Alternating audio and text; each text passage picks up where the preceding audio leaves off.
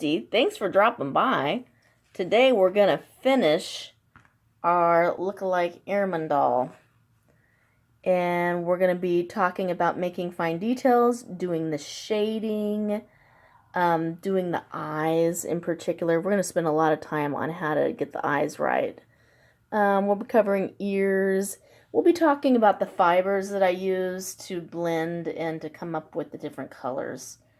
But I think it's kind of fun to see how you can go from this to this.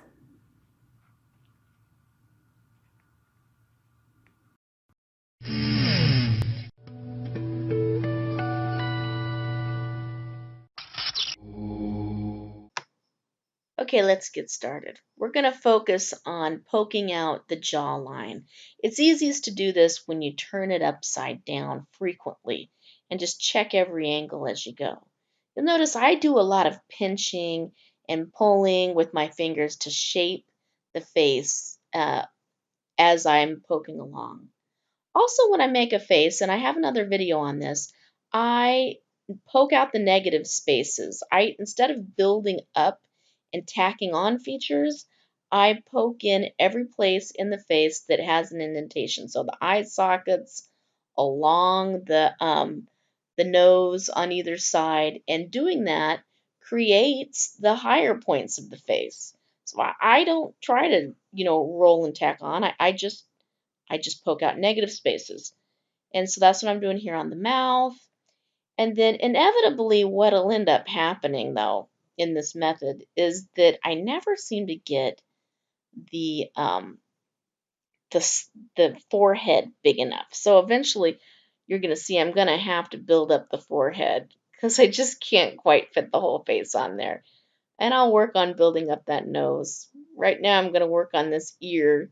I thought I'd work on this ear and get this just right. And then I realized that his forehead scale is not correct. So I'm poking up on the thing trying to figure it out. And he kind of looks like an old man here, which is interesting. But I just continue to work on his little face. Well, a face is emerging. It's not the face that I want yet, but nevertheless a face.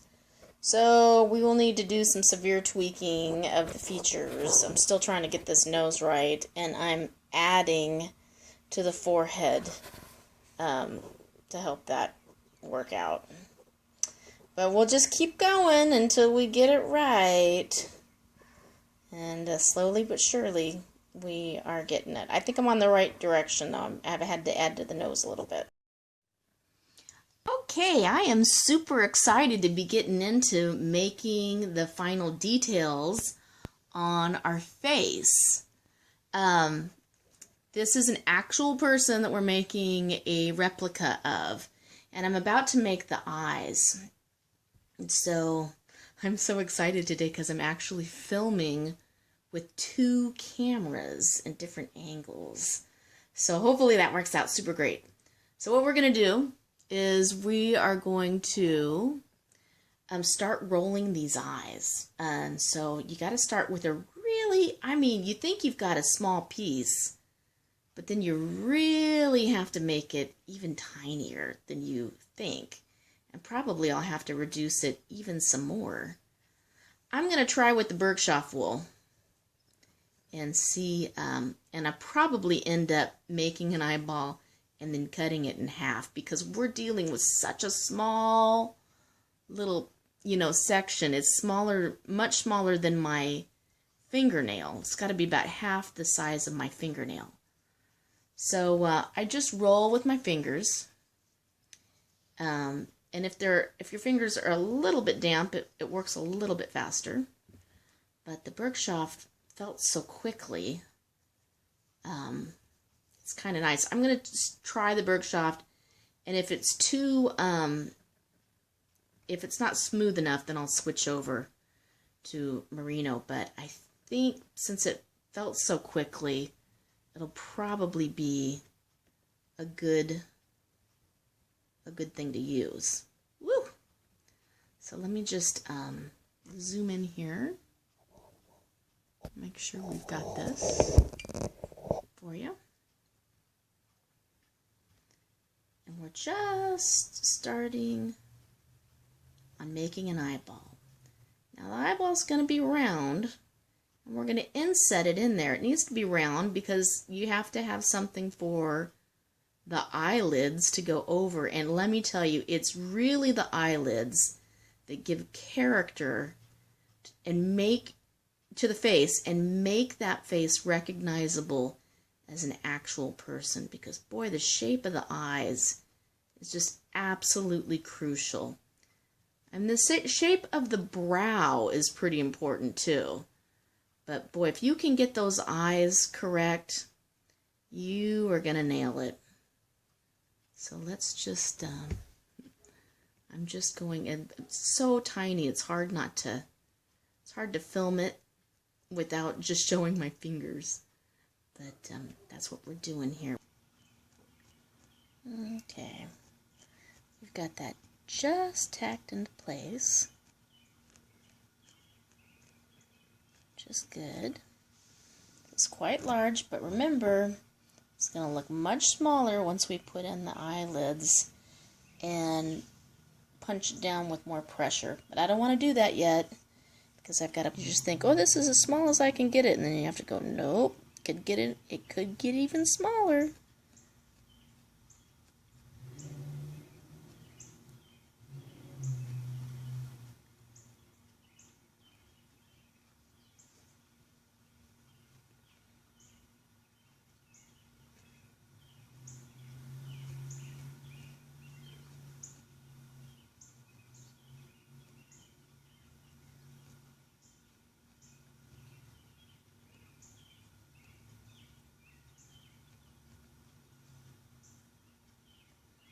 Just taking all of these little stray bits that are kind of wanting to spread out through the white part of the eye, through the eyeball, and sort of tucking them in.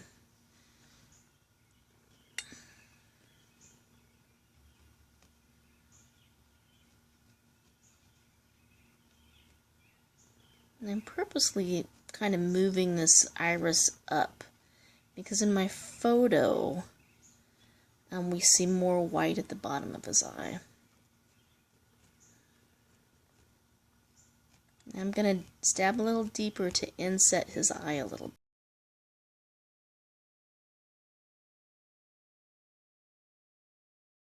Part of the lid extends over the eye and kind of fills depth, so he only has a small portion that covers there.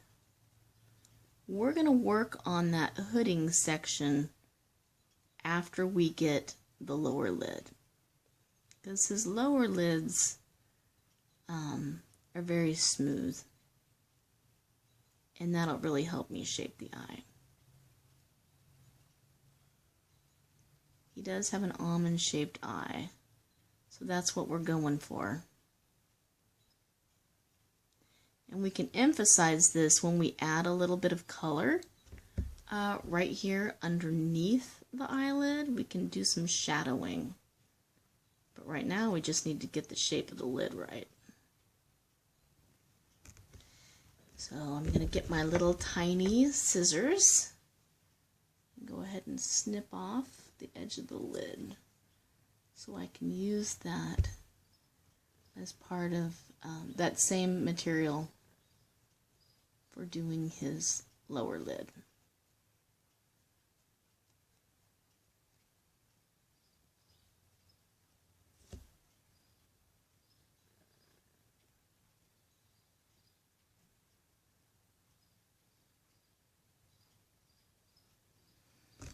Okay, I'm going to take that tiny bit of material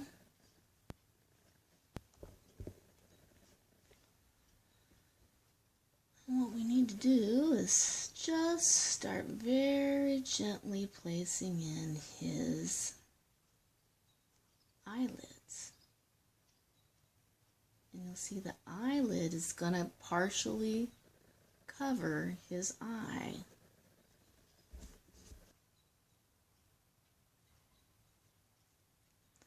here's the thing.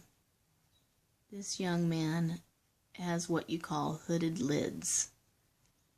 Hooded lids is when the upper part of the lid extends over the eye and kind of fills it up. So he only has a small portion that covers there. We're going to work on that hooding section after we get the lower lid.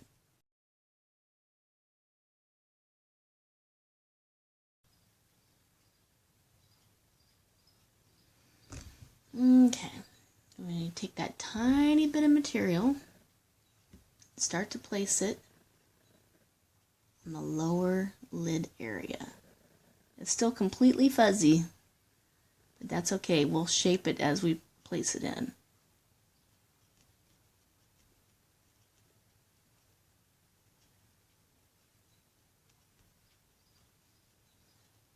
And see, that's what really makes the shape of the eye. The bone, the eye bone at the bottom of I think you call it the eye orbit, those openings for the eyes, the eye socket.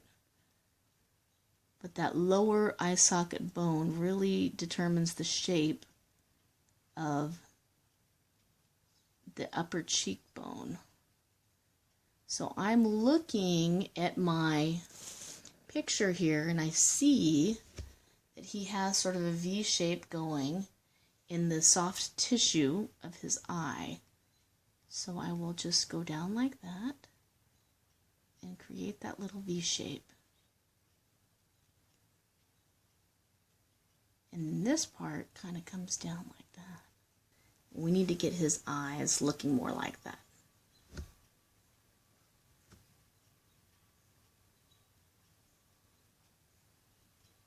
And remember how I told you he has the hooded lids? I'm going to have to tweak his eyebrows just a little bit.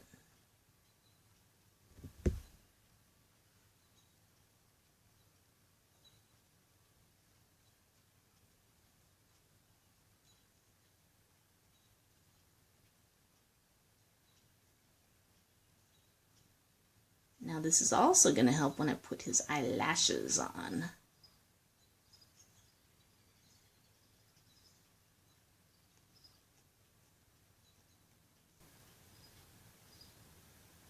I'm just going down here on his nose. I see these, I have a couple little stray hairs, or stray fibers that are part of the shadowing for his nose.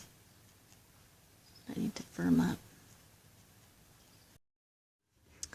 So I'm coming right along on my little airman doll. What I did for tweaking is I started looking at the actual picture and comparing his profile.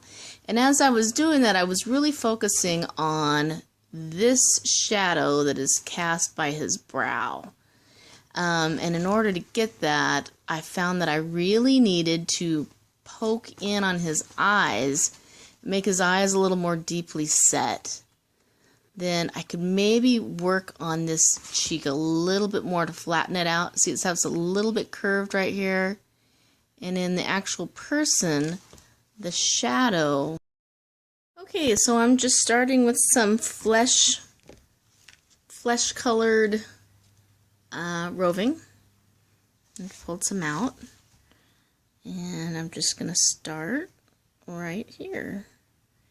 And you see, if you'll reference the picture, they kind of go like right here-ish. And if we don't get it right, not a big deal, we'll just move them. Forming the ear is actually the critical thing. Then once you get it formed, you can seriously just pull it off and redo it if you have to. I'm just getting the general shape, and then we'll fine-tune it in a minute.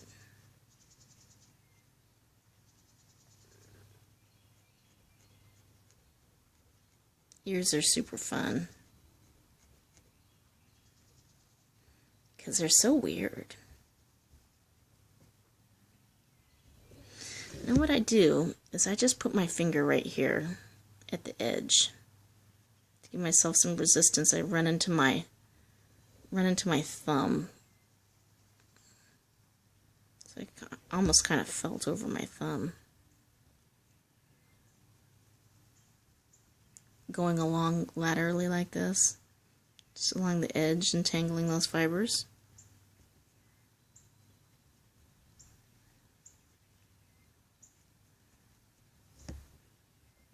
To get rid of all that fuzziness.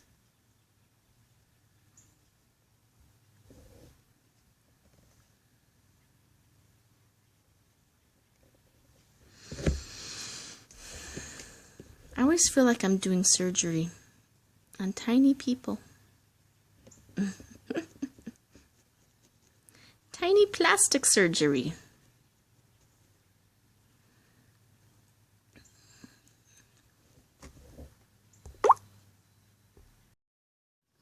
Okay, let's talk really briefly about fibers to blend to make for the final face. Because look at this. You see all this sort of whiteness? Okay, now this is merino fiber that is laid over the face.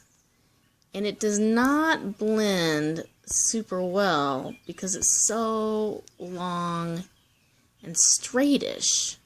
So it ends up giving you a kind of a, I don't know, kind of a lot of lines in there when you're trying to blend it. But I happen to have some Hayuka. And it has, I think this is Hayuka. Is this Hayuka? What is this? This is not what I put on here. Yeah, I have some Hayuka. Some Hayuka alpaca. And it has a much, well, it's much finer to begin with. And, I don't know if we can see, if I can focus in here. And it's got a much more of a crimp. So when I lay this across here, it almost disappears. It's a shorter fiber, and it's a curlier fiber. So it blends better. Makes a better, smoother finish that's not, that doesn't leave a lot of wispy lines. I guess if you were painting, it would be the equivalent of having brush strokes that went in every direction. Instead of a bunch of long brush strokes that showed lines, it would be more like hash lines, or, you know, over and over and over. Because they're just so swirly and curly and fluffy, and they kind of, they look more random when you start to just gently tack them down. And because they're more random, they just blend better. They don't, I don't know, they just don't make weird little lines. Because when you get weird little lines of color across, it just makes your person look like a burn victim. You know, so you want it to be more natural. And this was a Hayuka alpaca that I just barely dyed. And I can't even remember if I dyed it with sandalwood or if it was just a teensy tiny bit of yellow from turmeric or what. It's been so long that I did it. And this is so tiny. This is just a flake of something else that I gotta get out of there.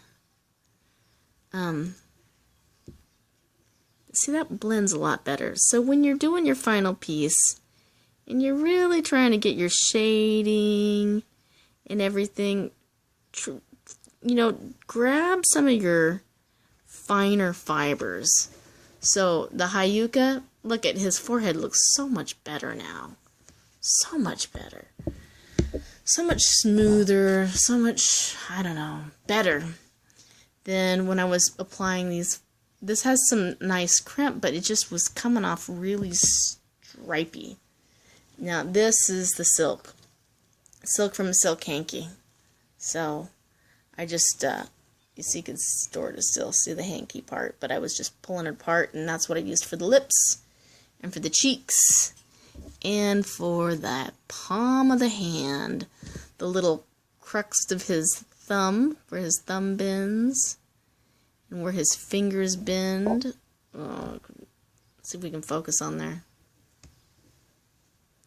Wherever he has little joints, he has a teensy tiny wisp of silk. And on his fingernails, he had a little bit of pink silk and then some white silk over it to get him his fingernails. Like, here's a good fingernail. But it's not, it doesn't want to focus. It's so tiny. Maybe if I zoom in, will it focus? There.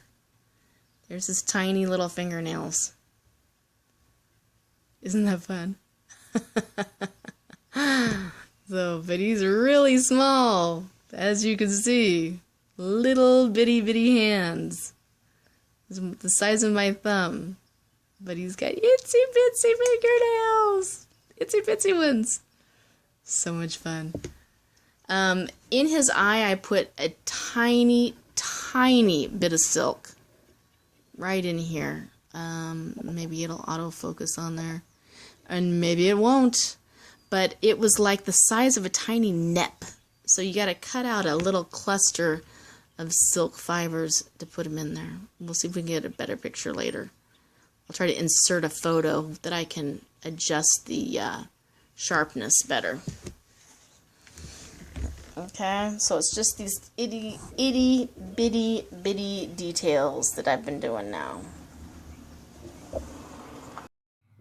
Thanks for joining me for the Air Force Replica Doll made from alpaca, Hyuka alpaca, Bergschaf wool, a little bit of silk, and that's pretty much it, just needle felt needles. If you need anything, just be sure and shoot me a little message. You can always find me at my shop at Wool Envy on Etsy, or you can find me on Facebook at my Wool Envy Facebook page. And you can find me on Twitter, but not that much. If you have any questions at all, please don't hesitate to ask. Happy doll making! And if you like this and found it helpful, remember to give it a thumbs up.